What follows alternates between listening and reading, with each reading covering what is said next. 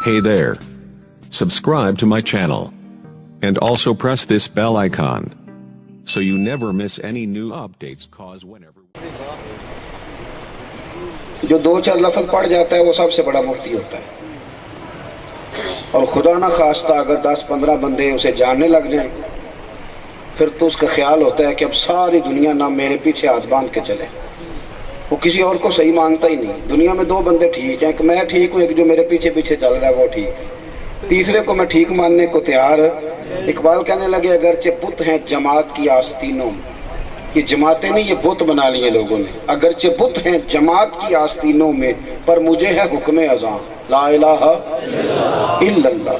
اور یہ دور اپنے ابراہیم کی تلاش میں ہے، کیونکہ صنم قدا ہے جہاں لا الہ الا اللہ۔ یہ تھوڑا سا پڑھا لکھا دور آیا نا، جعلی پیروں پہ تنقید کرتے کرتے لوگوں نے اصلیوں کا ادب بھی چھوڑ دیا۔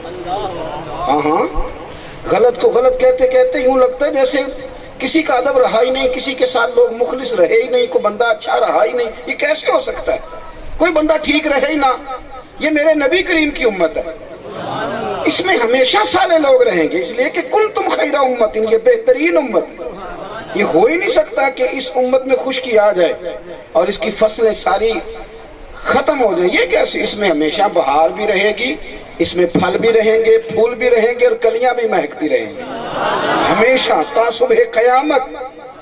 ادب آداب ہمارے اندر بند ہو گئے۔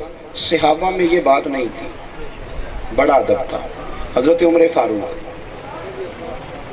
بڑی سخت طبیعت ہے نا، جلالی بندہ ہے نا، حضور نے فرمایا بندے تو ایک طرف رہے، عمر جس گلی سے گزرے شیطان رستہ ہی بدل جاتا ہے، یعنی اس کو بھی ڈر آتا ہے حضرت عمر سے۔ اتنا سخت بندہ، اصول کے پکے، بات کے کھڑے۔ ایک گورنر صاحب نے غلطی کر لی ایک دفعہ، تو حضرت عمر نے کیا کیا، گورنر صاحب کے کپڑے اتروا کے تو ٹاٹ کا لباس پہنا دی، فرمایا آج کے بعد گورنر نہیں کرنی، اونٹ چرانے آپ نے۔ اتنا سخت بندہ، جلالی، لیکن جہاں ادب اداب کی بات تھی وہاں ادب بھی بڑا ہی کرتے تھے۔ وہی جہاں آپ نے جلال دکھانا ہے وہاں جلال دکھانا، جہاں ادب کرنا ہے وہاں جلال کا کوئی تعلق۔ اہل بیت سے، صحابہ سے، اولیاء سے، بزرگوں سے محبت کرنی، ادب کرنا ہے، پیار کرنا ہے۔ ادب کا ہیشت زیر آسماں از عرش نازک تر، نفس گم کردہ می آیت جنید و با یزیدی جا۔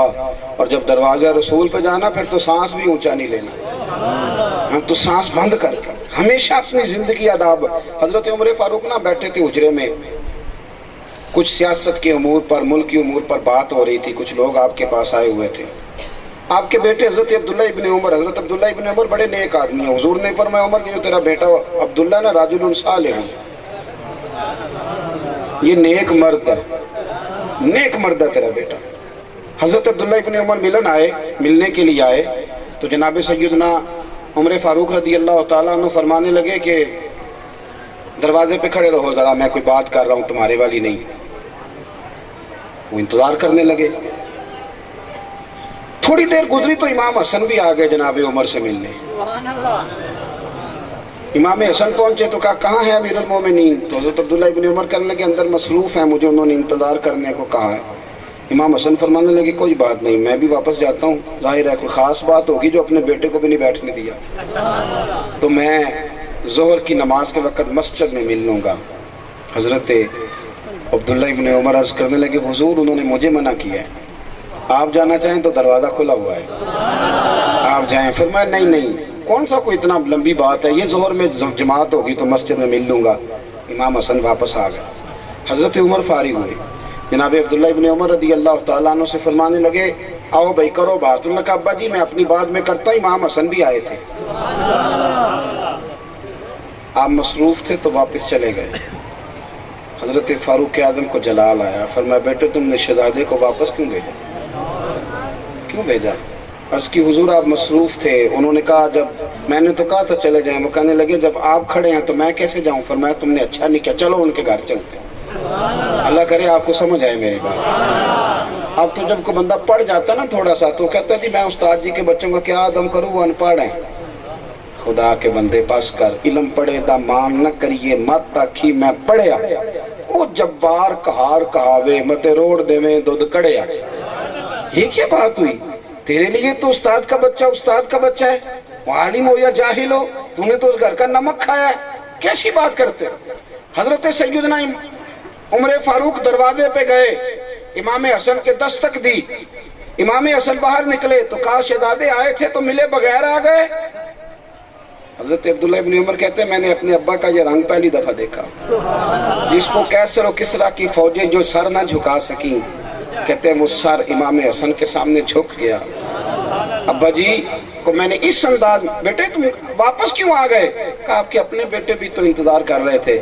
جیسے یہ کہا نا آپ کے اپنے بیٹے جناب عمر جذباتی ہو گئے، فرمانے لگے میرے بیٹے کا اور آپ کا کیا مقابلہ؟ کیا اس کی ماں کا نام فاطمہ الزہرا ہے؟ کیا اس کے باپ کا نام علی ہے؟ کیا اس کی نانی کا نام خدیجہ ہے؟ کیا اس کے نانے کا نام بھی محمد مصطفیٰ ہے؟ اس کا، اور پھر جوش جذبات میں کچھ لوگ تقریر کرتے ہیں، کچھ جذبات کا اظہار کرتے ہیں، جوش جذبات میں حضرت عمر نے پگڑی اتار لی، اپنے بال ہاتھوں سے پکڑ لیے اور رو کے کہنے لگے حسن بیٹا میں مکے کے صحراؤں میں اونٹ چرایا کرتا تھا، میرا باپ مجھے ڈنڈوں سے مارتا تھا، یہ جو میرے سر پر عزت کے بال ہیں یہ تیرے نانا کے اگائے ہوئے، تیرے نانے نے کرم فرمایا، یہ عزت کے بال ہے، بیٹا آئندہ نہ ایسا کیجیے۔ حضرت امام حسن بھی بات سن کے رو پڑے۔ حضرت عبداللہ ابن عمر، او یارو کدھر گیا ہمارا ادب اداب کا ذریعہ؟ ہم تو بحث کر رہے ہیں، پتہ نہیں فلانا سید ہے کہ نہیں، ہم تو بحث کر رہے ہیں۔ وہ ٹھیک ہے جی، سب ٹھیک ہے جی، عرب میں سید ہونے چاہیے، ادھر کیسے آ گئے؟ اعلیٰ حضرت بریلوی رحمت اللہ تعالیٰ علیہ فرماتے ہیں اگر کوئی کہے میں سید ہوں، وہ جانے اس کا رب جانے۔ کوئی کہتا ہے میں سید ہوں، تو ادب کر، تجھے اللہ ادب کرنے کا اجر عطا فرمائے، تو پیار کر۔ بھائی اپنی زندگی میں تعظیم، ان لوگوں سے پیار۔ اپنے بچوں کو رات کو جب لٹاتے ہو نا یہاں، تو نے یہ نہ کہا کرو وہ فلانے کا بچہ ڈاکٹر بن گیا تو بھی بن جا، فلاں کے انجینئر بن گیا تو بھی بن جا، فلاں کا تاجر بن گیا، نہ کن لوگوں کی مثالیں دیتے ہو؟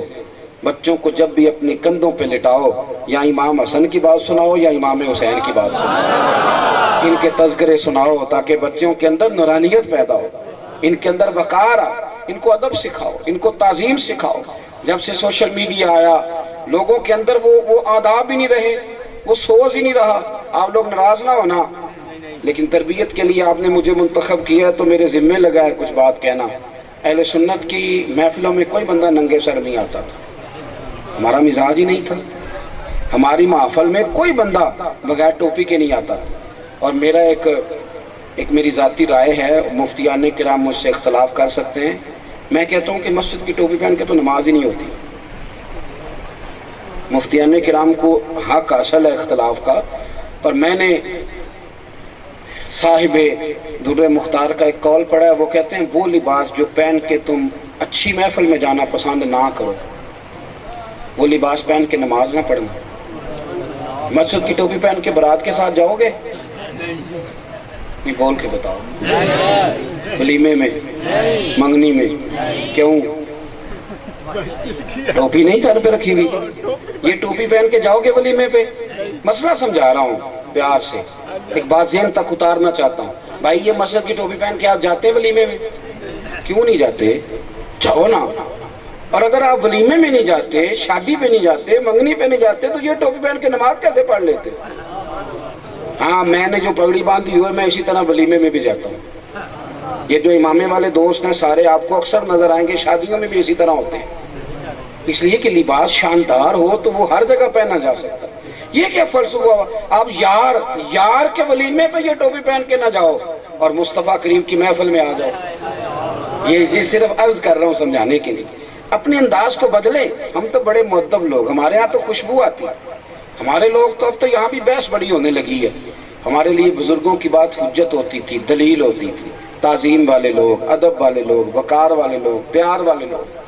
حضرت محدث ابن جوزی رحمۃ اللہ نے لکھا ہے، کہتے ہیں ایک دفعہ قحط پڑ گیا تو بہت سارے لوگ سمرقند میں آ گئے، ایک سیدوں کا خاندان بھی آ گیا، ایک سیدزادی 4 یتیم بچیوں سمیت آئی، اور اس نے آ کر کے نا تو مسجد کے ساتھ نا مہمان خانے بنے ہوتے تھے، اب تو ہوٹل بن گئے، ضرورت نہیں رہی۔ بچیوں کو ٹھہرایا، پوچھا کوئی مسلمان سخی ہے؟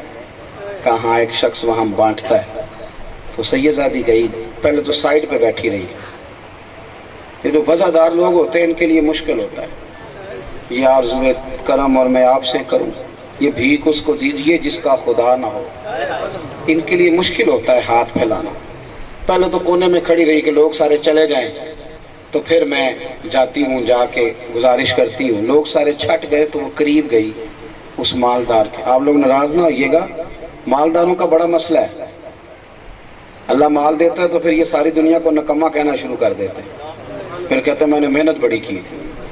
پھر کوئی بندہ صبح آ جاتا ہے نا زکوٰۃ دینے رمضان میں, تو کہتے ہیں تو سویرے ہی آ گیا, 9 بجے آنا. پھر ان کے نخرے بڑھ جاتے ہیں. مسجد کو یہ چندہ دیتے ہیں تو 20 باتیں بھی سناتے ہیں. پھر یہ امام صاحب کو جمعے کے خطبے کا موضوع بھی دینا شروع کر دیتے ہیں, جاہل ہونے کے باوجود, کیونکہ پیسے جو ہوتے ہیں پاس. وہ سب لوگ چلے گئے تو سیدزادی قریب گئی اور جا کے اس مالدار سخی کو کہنے لگی کہ میں غریب ہوں, قحط پڑ گیا تمہیں پتہ ہے تو میں آئی ہوں, تو مہربانی کرو 4 بیٹیاں ہیں. ایسے دیکھا, تو پہلے کیوں نہیں آئی جب میں بانٹ رہا تھا؟ اس نے کان میں کہا, اس نے کہا ذکر نہ کرنا, میں سیدزادی, تیری نسل پاک میں ہے بچہ بچہ نور کا, تو ہے عین نور تیرا.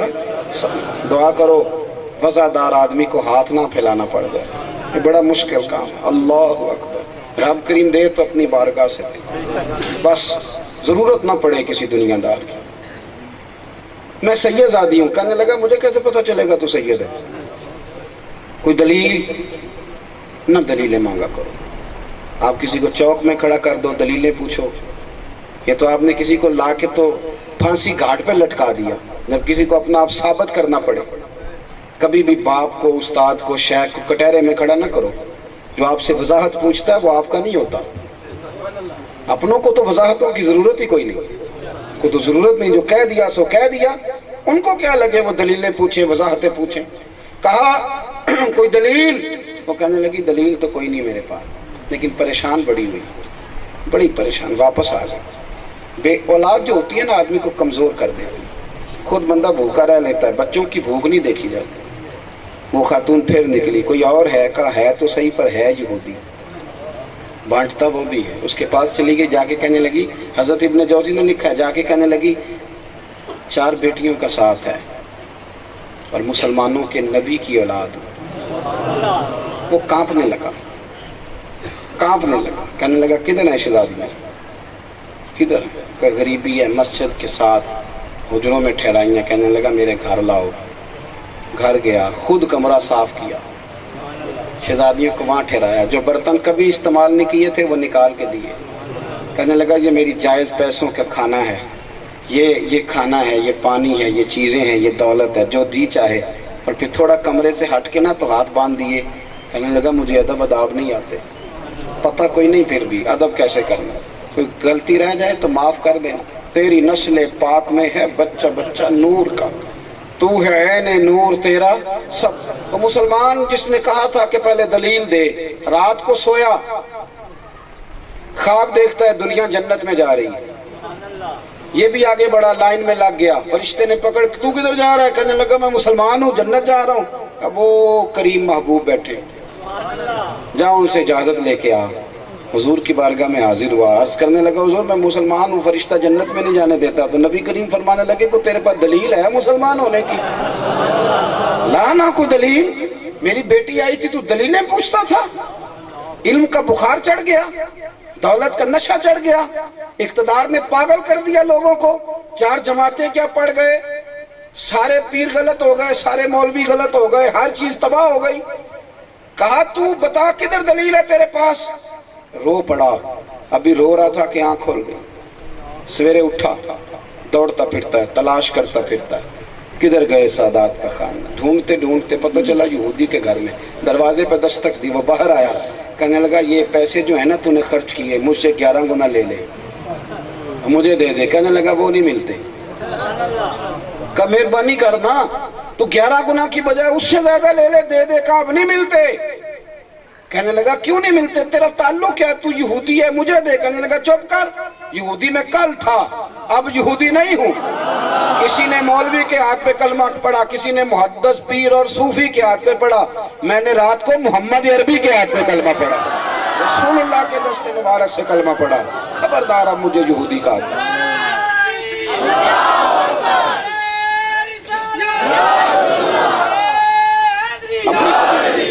طبیعت میں نا وہ ذوق، سنیں بات سمیٹنی ہے، اپنی طبیعتوں میں نا ذوق پیدا کریں.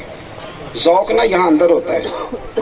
ہم لوگ نا بڑے مایوس سے کوئی لطف نہیں، مطلب بڑا برا کرتے ہیں نعت خان جو پیسے طے کر کے آتے ہیں، اپنی جان پہ ظلم کرتے ہیں. لیکن اس نے تو ظلم کیا، میں تو نہ کروں. وہ پیسے لے رہا ہے یا دے رہا، وہ جانے رب جانے، میں نے تو نعت کا مزہ لینا ہے.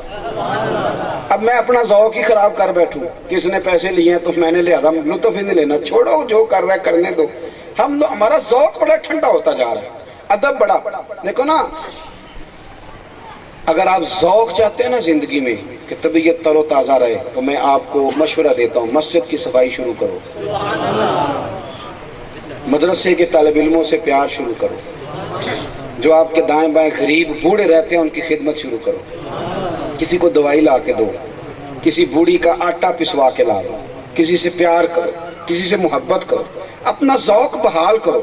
چھوٹا سا بچہ کھڑا کر کے 10 روپے دے کے اسے کو یار پڑھ نبی پاک کی نعت کر حضور. اپنا ذوق بحال کرو، ادب اداب قائم رکھو زندگی میں. ماں باپ سامنے آ جائیں تو آنکھیں نیچے کر لو. کسی کی سننا بھی تو سیکھو نا یار.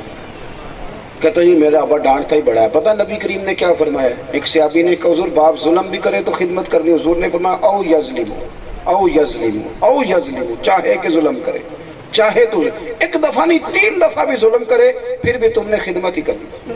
اپنے آپ کو وقار والا بناؤ، ٹھنڈی طبیعت کا بناؤ. یار کیا مطلب ہوا ساری زندگی اپنے لیے گزار دینا، ساری زندگی اپنے کپڑوں کی فکر، اپنی کنگھی کی فکر، اپنی پرسنالٹی کی فکر. شیشے کے سامنے کھڑے ہو کر نا تو میرے جوان شیشے کی منتیں کرتے رہتے ہیں سارا دن کہ جھوٹ بول کے میں پیارا لگ رہا ہوں. اس نے تو وہی بتانا ہے نا جو آپ ہیں. وہ بیچارہ جھوٹ کیسے بولے؟ اور جس کو ٹینشن بن جاتی ہے نا میں صحیح نہیں لگ رہا، وہ صحیح لگ بھی نہیں سکتا.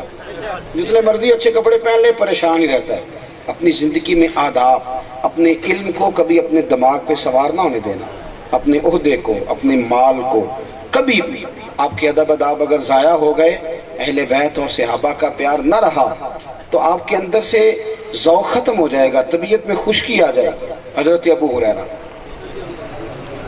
امیر المومنین فی الحدیث، حضرت ابو ہریرہ، امت کو نبی کریم علیہ السلام سے جوڑنے والے جو لوگ ہیں نا ان میں پہلی صفوں میں حضرت ابو ہریرہ کا نام. ہم کئی دفعہ دروازہ رسول پہ جاتے ہیں تو حضرت ابو ہریرہ سے ہو کے جاتے ہیں.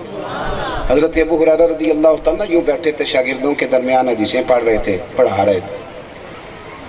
اب پیچھے کو بندہ وہ سامنے آ جائے تو مجھے نظر آتا ہے پر آپ کو نہیں آتا، چونکہ آپ کا چہرہ میری طرف ہے. اور پھر اپنے شاگردوں مریدوں میں اٹھ کے کسی اور کو عزت دینا کام بھی ذرا مشکل ہی ہوتا ہے. اس لیے کئی لوگ ایسے ہیں تنہائیوں میں عزت کر لیتے ہیں، مجمع میں نہیں ان سے ہوتی. کسی کو پتہ نہ چل جائے مجھ سے بڑا بھی کوئی ہے.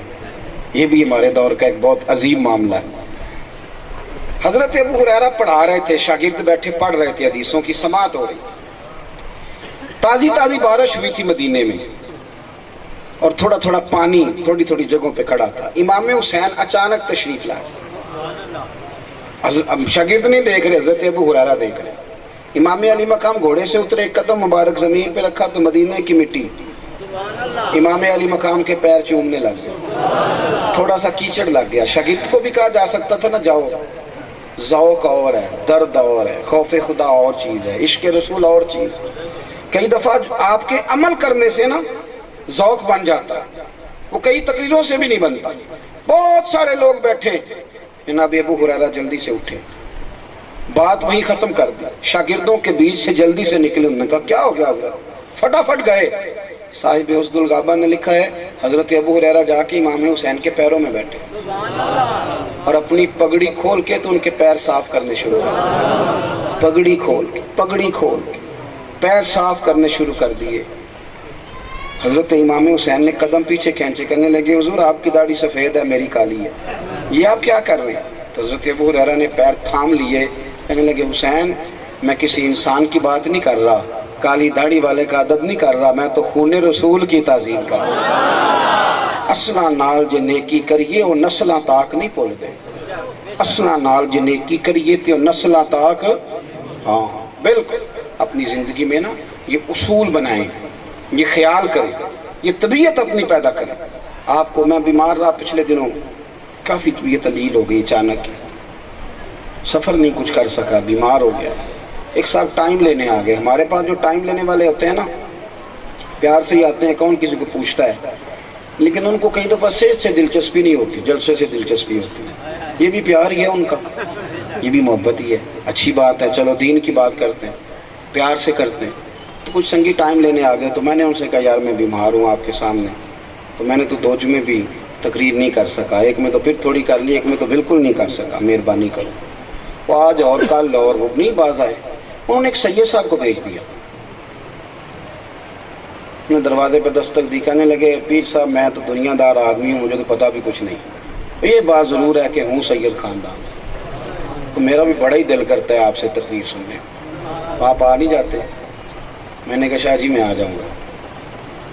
مجھے کہنے لگے کب کس وقت؟ میں کہا تھی جدوں آکھو تو جڑے ویلے آکھو, آ جائیں گے. میں ختم ہو گئی بات. کہنے لگے کوئی شرط اور کوئی قید؟ میں نے کہا نہیں, یہ ہوتا نہیں ہم سے. ہاں اتنا ضرور ہے کہ آپ کو آنا نہیں چاہیے تھا, آپ مجھ سے پوچھ لیتے, لیکن اب دروازے تک آ گئے تو میں کیسے انکار کروں. انشاءاللہ آؤں گا. میں آپ کو ذاتی تجربہ بتاتا ہوں کہ طبیعت کئی دنوں سے بڑی ڈسٹرب تھی, بے چین تھی, لیکن اس دن جب ان سے پیار کر کے سویا تو اللہ نے بڑی ٹھنڈی نیند عطا فرمائی. اپنی زندگی میں کچھ چیزیں ویسے, ایک صاحب نے فون کیا ٹائم کے لیے, میں نے کہا یار میں ڈائری دیکھ لو, نہیں وقت ہے. اس نے میرے استادوں سے فون کرا دیا. میں نے کہا حضرت آپ بتا دیں کب آنا ہے, آ جاؤں گا, اور جس کا اس دن ٹائم ہوگا اس کے گھر جا کے میں منت کر لوں گا کہ تو بدل لے.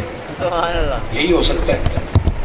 تو مجھے بعد میں وہ سنگی کہنے لگے ہون پھر بڑی چھتی مننے ہو, اور میں نے کہا تو نے غلط کیا, ان کا فون نہیں کرانا چاہیے تھا, تو ان کے پوتے کا فون کراتا. ہاں اصلہ نال جو نیکی کریے تو نسلہ تاک نہیں پھولتے. ان کا تو نام ہی ہمارے لیے کافی تھا.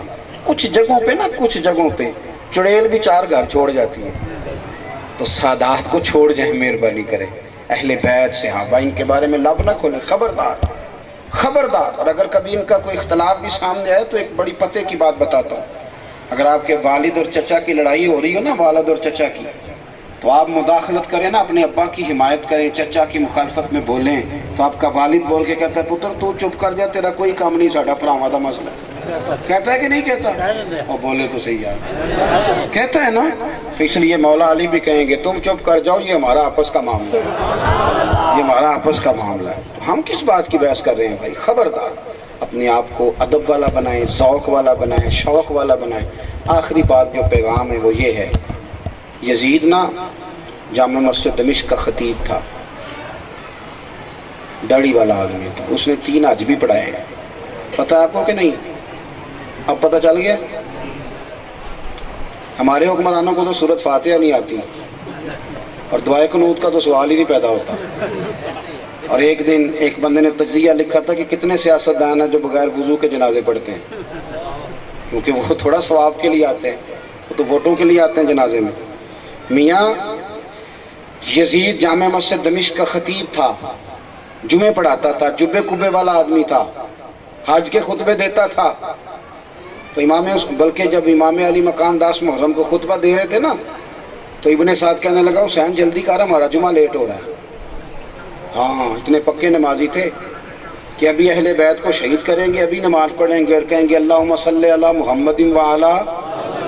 پکے نمازی دیکھو, اہل بیت کو قتل کر کے کہیں گے اللہ حضور پہ بھی درود بھیج, اور ان کے اہل بیت پہ بھی.